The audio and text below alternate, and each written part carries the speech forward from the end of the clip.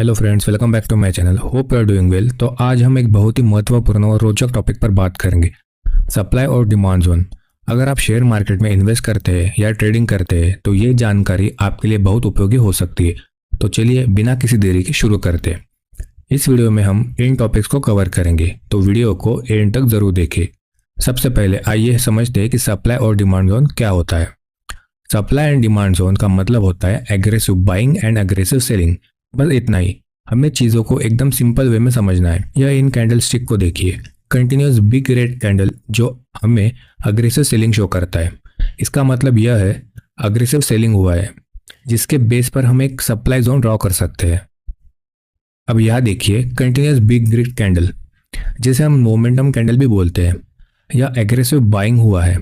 तो simply demand and supply के लिए हमें aggressive buying and aggressive selling चाहिए, एक अच्छा मोमेंटम चाहिए। ओके, अब देखिए, हमें ऐसा मोमेंटम नहीं चाहिए जहाँ छोटे छोटे कैंडल्स बन रहे हो।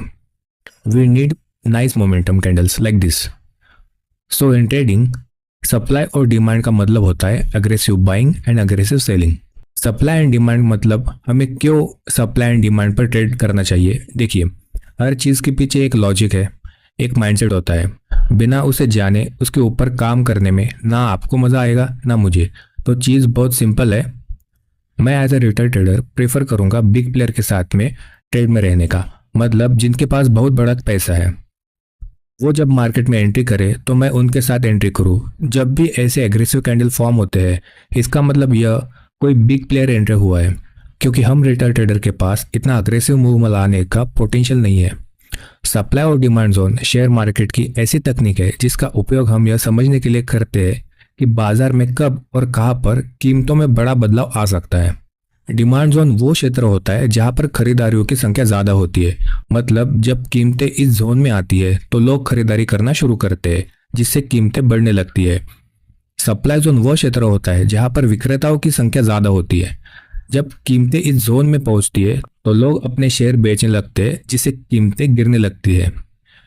चलिए एक उदाहरण के माध्यम से इसे और स्पष्ट करते हैं। मान लीजिए एक कंपनी का शेयर 1000 रुपये पर ट्रेड हो रहा है। अगर शेयर 800 रुपये तक गिर जाता है और फिर से वहां से बढ़ता है तो 800 रुपये का क्षेत्र एक डिमांड जोन हो सकता है। इसके विपरीत अगर शेयर 1200 रुपये तक पहुंचता है और फिर नीचे आता है तो वो 1200 रुपये का क्षेत्र एक सप्लाई जोन हो सकता है। अब सवाल यह आता है कि हम इस जोन को कैसे पहचानें। अब समझते हैं कि कैसे हम सप्लाई एंड डिमांड जोन को चार्ट पर फाइंड करना है। देखिए, हमें मिनिमम 3 कैंडल चाहिए जिनका साइज अच्छा खासा हो। यह देखिए, यह हमारे पास 3 बिग साइज कैंडल है जो हमें बताता है यहाँ मोमेंटम है। तो बस हमें 3 मोमेंटम कैंडल चाहिए जहाँ कम समय में प्राइस अच्छा खासा मूव देता हो। अब देखिए, 3 से ज़्यादा कैंडल भी हो सकते हैं। सप्लाई और डिमांड जोन की पहचान के लिए आपको चार्ट एनालिसिस का ध्यानपूर्वक स्टडी करना होगा। आप इन जोन को कई तरीकों से पहचान सकते हैं। जोन को ड्रॉ कैसे करना है आगे इसी वीडियो में देखेंगे। उसके पहले एक एग्जांपल देखते हैं। यहाँ देखिए, अगेन हमारे पास बिग साइज कंटिन्यूएशन कैंडल है। तो बेसिकली हम प्राइस का वापस इस लेवल पर आने का वेट करेंगे और फिर ट्रेड लेंगे। नाउ अब समझते हैं कि हमें सप्लाई एंड डिमांड को ड्रॉ करना है, तो इसके 3 तरीके हैं। पहला, लास्ट पिक का यूज करके। सेकंड, टाइट कंसोलिडेशन का यूज करके। थर्ड, और विक्स का यूज करके। आइए पहले देखते हैं यूजिंग लास्ट पिक। तो बेसिकली जहां से मूव का स्टार्ट हुआ है, हम उसके पहले जो अपोजिट कलर का कैंडल है उसका साइज का एक जोन क्रिएट करना है, कुछ इस प्रकार। यहाँ हमें एग्रेसिव बाइंग देखने को मिला, इसीलिए यह एक डिमांड जोन है। यहाँ प्राइस के वापस आने पर हम ट्रेड अपॉर्चुनिटी ढूंढ सकते हैं। नेक्स्ट, अगला तरीका देखते हैं यूजिंग कंसोलिडेशन। बेसिकली अगर एक अग्रेसिव मूव के पहले हमें एक टाइट कंसोलिडेशन मिलता है तो हम उस कंसोलिडेशन के बेस पर एक जोन ड्रॉ कर सकते हैं। फॉर एग्जांपल, यहाँ देखिए, प्राइस में अग्रेसिव सेलिंग आने के पहले यहाँ प्राइस थोड़ा कंसोलिडेट करता है, तो हमने इस कंसोलिडेशन के बेस पर एक सप्लाई जोन ड्रॉ किया, कुछ इस प्रकार। नेक्स्ट टाइम जब प्राइस यहाँ वापस आएगा तो हम यहाँ सेल कर सकते हैं। यह एक डिमांड जोन का एग्जाम्पल है जहां हमने कंसोलिडेशन का यूज करके एक डिमांड जोन मार्क किया। तो अगला तरीका देखते हैं जिसमें हम कैंडलस्टिक के वीक का यूज़ करके जोन को क्रिएट करेंगे। सो यहाँ देखिए, यहाँ हमें एक फास्ट मोमेंटम देखने को मिला। यहाँ अग्रेसिव बाइंग हुई है। अब इसके पहले जो लॉन्ग वीक कैंडल्स है इसे देखिए, तो हम इसके पूरी बॉडी का यूज़ नहीं करेंगे, या हम सिर्फ इस कैंडल का वीक का यूज़ करेंगे और एक डिमांड जोन ड्रॉ करेंगे कुछ इस प्रकार, और प्राइस का वापस इस लेवल पर आने का वेट करेंगे। तो मैं आपको रिकमेंड करूंगा, अगर आप बिगिनर हो तो आप ऐसे जोन को यूज़ ना करें। आप जोन को ड्रॉ करने के लिए पहले 2 तरीके यूज़ करें।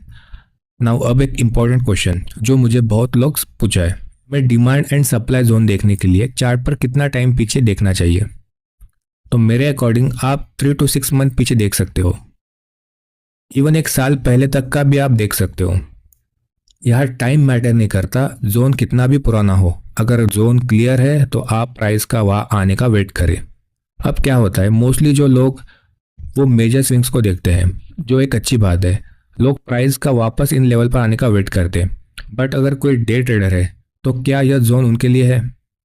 हो सकता है प्राइस यहाँ आने में बहुत टाइम लगा दे, तो ऐसे हम ट्रेड अपॉर्चुनिटी खो सकते हैं। So now the question is, तो हम क्या कर सकते हैं? सिंपली हम इनके बीच में डिमांड एंड सप्लाई को ट्रेड कर सकते हैं। जैसा कि आप जानते हैं मार्केट वेव्स में मूव करता है, तो एक बड़े मूव के बीच में जो वेव्स फॉर्म होता है हम उनके ऊपर ट्रेड ले सकते हैं। आइए एग्जांपल देखते हैं।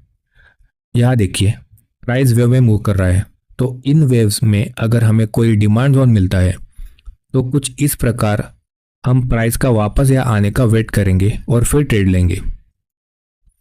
अब बात करते हैं कितनी बार हम एक जोन को यूज़ कर सकते हैं। देखिए, चीज़ों को सिंपल रखते हैं। बेसिकली हम सब बिगिनर्स हैं, तो हमें एक जोन को बस एक बार यूज़ करना चाहिए, पर इसका मतलब यह नहीं यह दोबारा काम नहीं करेगा। बट अभी के लिए मैं आपको रिकमेंड करूँगा आप एक जोन को यूज़ करें एक बार। नाउ एक और इम्पोर्टेंट क्वेश्चन, क्या हमें कंफर्मेशन का यूज़ करना चाहिए या फिर प्राइस जब डिमांड या सप्लाई जोन में आए तो ऑर्डर प्लेस कर दें? हमें क्या करना चाहिए? तो इसका आंसर है, जैसे मैंने अभी आपको कहा, हम सब एक बिगिनर हैं, तो बिगिनर्स के लिए हमेशा कंफर्मेशन इंपॉर्टेंट होता है। आप जोन पर किसी कैंडलस्टिक पैटर्न का कंफर्मेशन ले सकते हो, लाइक बुलिश और बेरिश कैंडलस्टिक, या फिर कंफर्मेशन के बेस पर ट्रेड ले सकते हो, जिसमें हम कुछ इंडिकेटर्स का यूज़ कर सकते हैं लाइक मूविंग एवरेज। ध्यान रखिए, सप्लाई और डिमांड जोन एक अच्छा संकेत हो सकता है, लेकिन यह अकेला ट्रेडिंग निर्णय लेने के लिए पर्याप्त नहीं है। इसे प्राइस एक्शन और अपने रिस्क मैनेजमेंट के साथ मिलाकर प्रयोग करें। सो आज के लिए इतना ही। अगर आपको हमारी वीडियो पसंद आई हो और आप चैनल पर न्यू हो तो वीडियो को कृपया लाइक और चैनल को सब्सक्राइब ज़रूर कीजिए। और हाँ, नीचे कमेंट बॉक्स में बताइए कि आप किस टॉपिक पर अगली वीडियो देखना चाहते हैं। धन्यवाद दोस्तों, मिलते हैं अगली वीडियो में। जय हिंद।